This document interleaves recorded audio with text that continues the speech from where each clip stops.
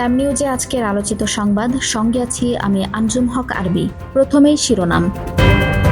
সামনের বাংলাদেশ হবে ন্যায় বিচার, মানবাধিকার ও বাক স্বাধীনতার।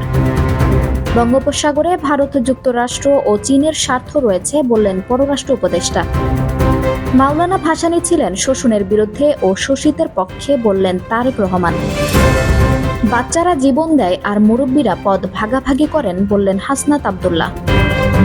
ঢাকায় ট্রাফিক সচেতনতায় অগ্রদূত শিক্ষার্থীরা।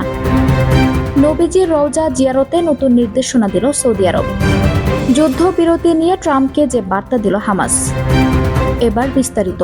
3.0 ভিত্তিতে নতুন সভ্যতা তৈরির আহ্বান জানিয়ে অন্তর্বর্তী সরকারের প্রধান উপদেষ্টা ডক্টর মোহাম্মদ ইউনূস বলেছেন, আগামীর বাংলাদেশ হবে ন্যায় বিচার, মানবাধিকার এবং বাক স্বাধীনতার।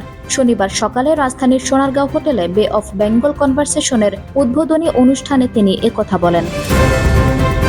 অন্তর্বর্তী সরকারের পররাষ্ট্র উপদেষ্টা মোহাম্মদ তৌহিদ হোসেন বলেছেন, বঙ্গোপসাগরকে কেন্দ্র করে বাংলাদেশ ছাড়াও ভারত, যুক্তরাষ্ট্র এবং চীনের আলাদা আলাদা স্বার্থ রয়েছে। অন্যান্য নানা ইস্যুর পাশাপাশি রোহিঙ্গা ইস্যুর পরিপ্রেক্ষিতে বঙ্গোপসাগর বাংলাদেশের জন্য অত্যন্ত গুরুত্বপূর্ণ।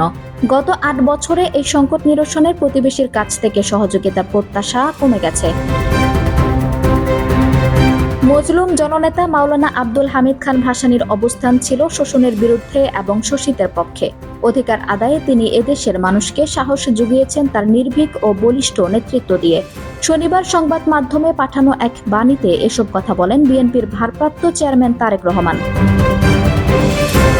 বিপ্লবে বাচ্চারা গুলির সামনে জীবন দেয় আর মুরব্বীরা পদ ভাগাভাগিতে মেতে উঠেছেন বলে মন্তব্য করেছেন বৈষম্য বিরোধী ছাত্র আন্দোলনের আহ্বায়ক হাসনাত আব্দুল্লাহ। তিনি বলেন, বাচ্চারা গুলির সামনে জীবন দেয় আর বিপ্লবের পর মুরব্বীরা পদ ভাগাভাগি করেন।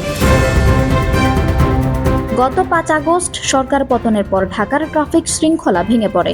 তখন সড়কে শৃঙ্খলা ফেরাতে দিনরাত কাজ শুরু করেন শিক্ষার্থীরা। টানা 6 দিন শিক্ষার্থীরা সড়কে এককভাবে ট্রাফিকের দায়িত্ব পালন করেন। দেশের পরিস্থিতি স্বাভাবিক হলে সড়কে ট্রাফিক পুলিশ ফিরলেও শৃঙ্খলা ফেরাতে বেগ পেতে হয়। নবী সাল্লাল্লাহু আলাইহি ওয়াসাল্লামের রওজা জিয়ারতের স্বপ্ন লালন করেন বিশ্বের সকল মুসলমান। তবে রওজা জিয়ারতের নতুন নির্দেশনা দিয়েছে সৌদি আরব। কোটি কোটি মুসলমানের হৃদয়ের কেন্দ্রবিন্দু এ রওজা মোবারক। সম্প্রতি গালফ নিউজের এক প্রতিবেদনে এ তথ্য জানানো হয়েছে। গাজায় যুদ্ধবিরতির জন্য হামাস প্রস্তুত জানিয়ে নবনির্বাচিত মার্কিন প্রেসিডেন্ট ডোনাল্ড ট্রাম্পকে ইসরায়েলের প্রতি চাপ প্রয়োগের আহ্বান জানিয়েছে গোষ্ঠীটি। শুক্রবার হামাসের রাজনৈতিক ব্যুরো সদস্য বাসেম নাইম এএফপিকে এসব কথা বলেন।